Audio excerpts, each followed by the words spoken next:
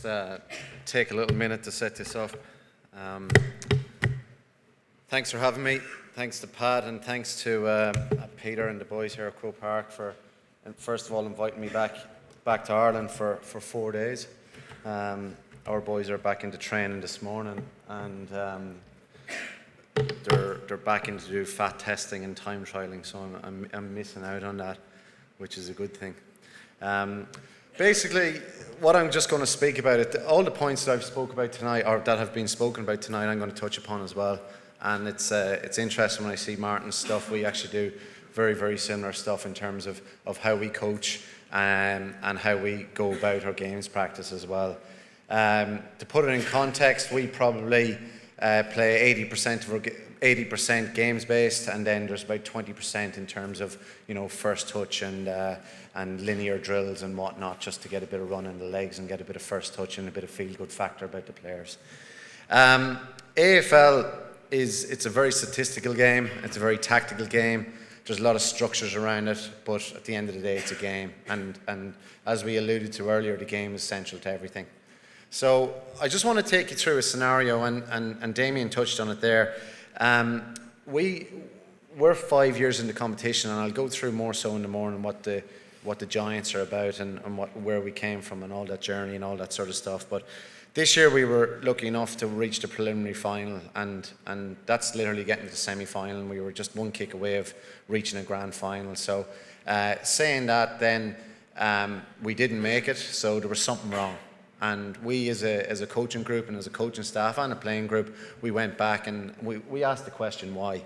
Why didn't we make it? What happened on that given night when we played Western Bulldogs, who went on to win?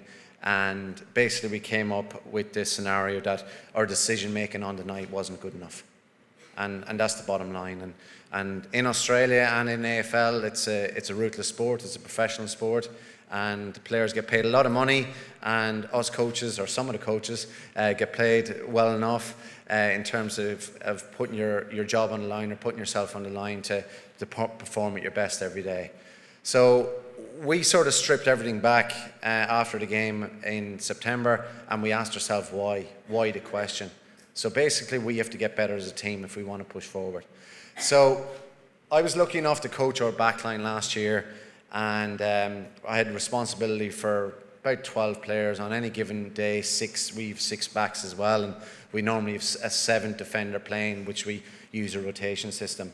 So us as a team and the Giants as a team, we're known to be a fast-moving ball side via foot. So we moved the ball really, really well. Like, we got a lot of talent early days, and our skill level of our players is generally very good. But with skill level, something has to be trained, and that's decisions. So we still have to get better at making decisions.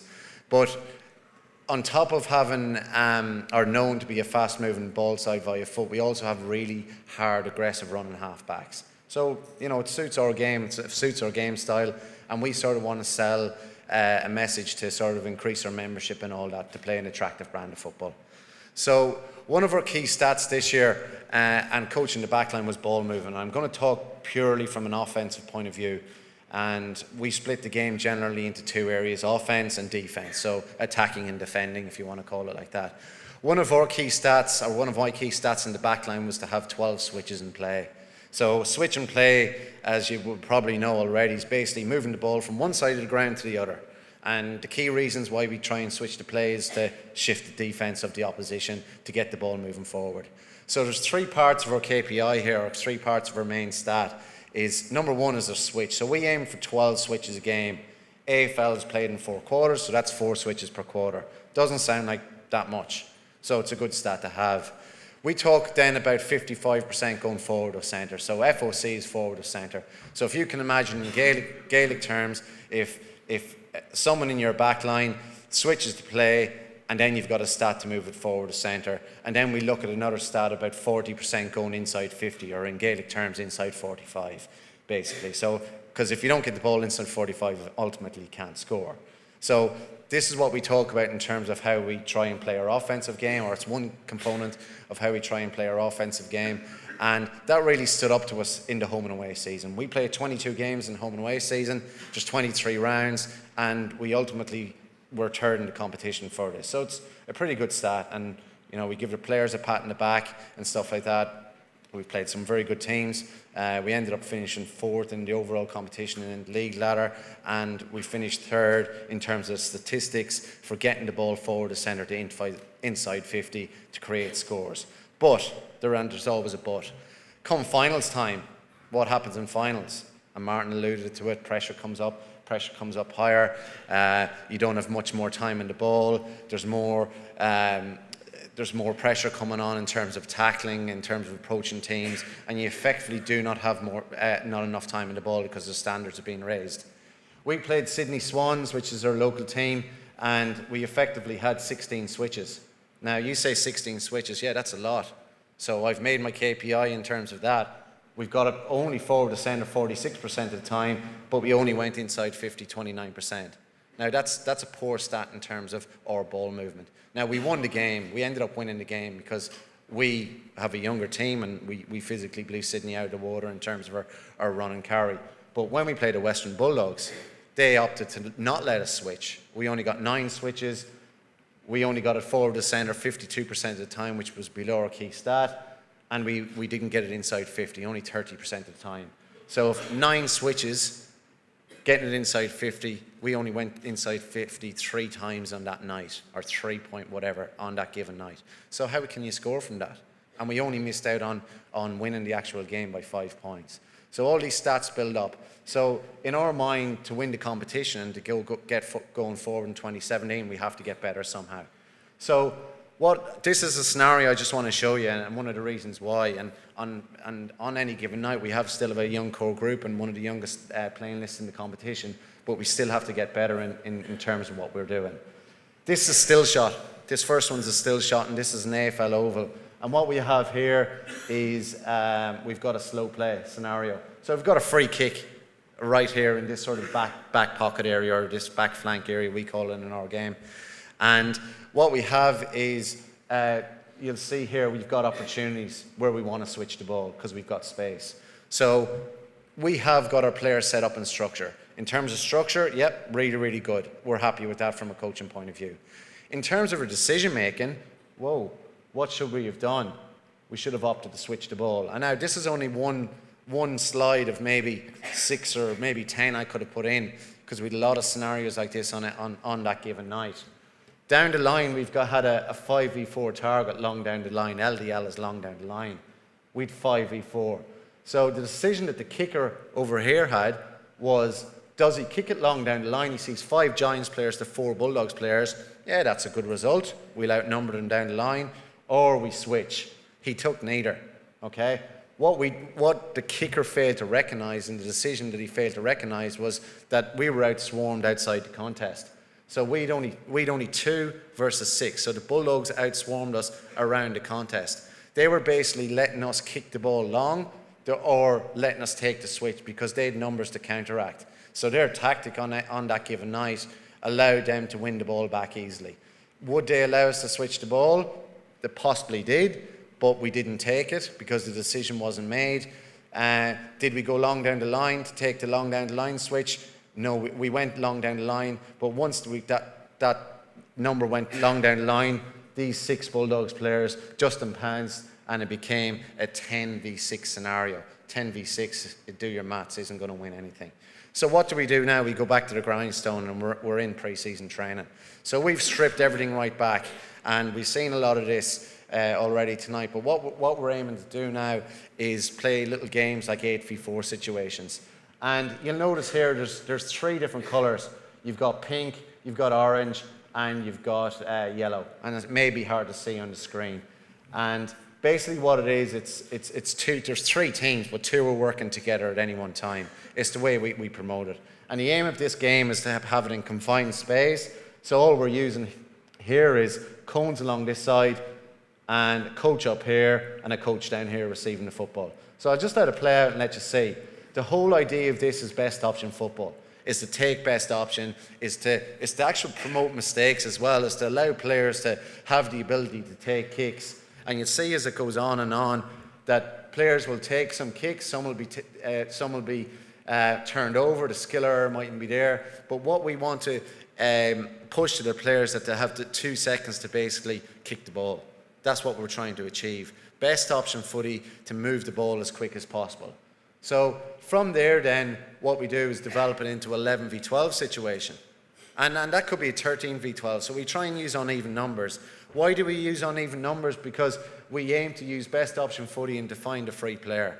Because in Aussie rules, and it's a bit like a Gaelic at times, you have a number of players hanging back, or some teams play loose men in the back line and whatnot. But what we try and do here is give the ball. The coach will give the ball to the 12, the extra team with the player, or extra team that has the extra player on it. And the whole objective here is to find the extra player. And basically, it's game on. So you'll see from this situation, teams will move the ball up and down the ground, and there's one team defending. If the 11 turn it over, then 12 will defend. But the whole objective is to basically move the ball from one side to the other. One of our key stats that I've mentioned was switching the ball, and what we're trying to promote here is more switches. Okay, moving the ball forward with purpose and pace, switching the footy. Players are going to make mistakes. It's inevitable in the game, it's going to happen. But how do we react? How do we move it on so quickly and freely, and so on and so forth, okay? So basically, we then develop that into a 15v15. So you've gone from an 8v4, a 12v11, into a 15v15. And it's similar here. 15v15 for AFL on a full-size field is probably similar to 12v12 out here in any Gaelic field. So what you're doing here is you're promoting more space, because 15 on a 165 metre length field will create better flow, and also there's less numbers on the field, so there's more ball movement. But everyone now has a responsibility. And letting this clip play out, you'll see the decisions that the players have to make in terms of ball movement. And this is purely about offense, remember. This is purely about offense and the quick decisions in terms of trying to move the footy as much as possible. You'll see here that the Blacks do turn it over, they turn into offensive play straight away, and they end up scoring. And this last play you'll see here, okay, again, very, very same thing, just started in a different scenario, different area of the ground, because we try and start in different areas all the time. Again, it's just about taking best option. And this time the black team have it. They're just taking little chip passes, 10 to 15 metres, opting to play on when needs be, taking best option footy, just promoting good run, good flow, good carry. Not perfect skills, because we're still probably 12 weeks out of competition, but we're training the principles of best practice in terms of games, and there's some good learning in it. So basically, that's how we develop our play in terms of games. We strip it right back in terms of creating a smaller game and promoting the organisation of it in terms of, say, a 6v4 or an 8v4, and then a 12v11, and then into a 15v15. And come closer to game time, which is in about 6 weeks' time, say in about 3 weeks' time, we'll start playing some 18v17 football and some 18v18 football, which promotes and gets closer to the actual game. The final point, I just want to show you this, and we're lucky enough that we've got income at our disposal. We can use drone cameras and drone vision to look at training. This is just one of the educational tools that we do use, and I'll have to pause it along the line here, because I just wanted to highlight something in this one. Basically, hopefully this works now. 1 second. There we go. So basically what we have here is a very situational game. It's still a 12v11, but we're looking at it from a pure defensive point of view. So when the ball's in motion, we like to call it live play, okay, or live ball. And when it's slow, we call it held. And it's not rocket science, okay? It's either live play or slow play or held play. So basically, this is purely from a teaching point of view. So we remove ourselves now from the training field, and we're sitting in a classroom environment like this. And we teach the decisions to the players. So we've got a live ball situation. So from a defensive point of view, what we try to do is have our players defend. And in a one-on-one situation, we try and get a player on every person. So we use a piece of software called Piero. Some of you might be familiar with it. I know Sky Sports use and whatnot like that. But what we try and do is question the players around the decisions they have to make, and what the decisions I had to make, and how we review that practice about going forward. So basically right now, we're talking about numbers here. This orange player's on this blue, he's numbered him off, and this player has a decision to make because there's a player in front. Ultimately, he makes a good decision, okay? He makes a good decision to come forward, but he makes it a bit late. So then we can go back and highlight that in our review practice, and we ask the question, what could you have done here? And we've heard this already from Paul. What could you have done here? Oh, geez, I could have come up a little bit quicker. Yeah, I saw that. I counted the numbers wrong. I should have come up a little bit quicker. I should have left my opponent. I should have taken the risk. And we talk about coming forward to impact all the time.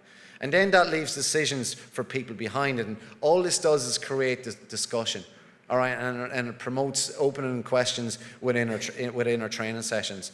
And basically what we put is little question marks in these players. What's your role now? If he leaves your man to come forward, what's your role? Oh, I have to go forward. Oh no, I'm going to hang back here because I see 2 players behind me. But a part of our game plan and what we try and develop is if you can number off and count the players in front of you, you must come forward to impact. And then, because there's no offside rule like in soccer, where we try and play a full ground press, we must have some help side support coming from behind here, which you've just seen. So effectively what has happened here, this blue team gets out, but the learning from this when we go back into training is really, really good from what we can then go and achieve. So basically that's the presentation that I had tonight on games-based approach. We'll be talking a little bit more about it with Pat tomorrow on the values around this and how we instill this within the club. But thanks very much.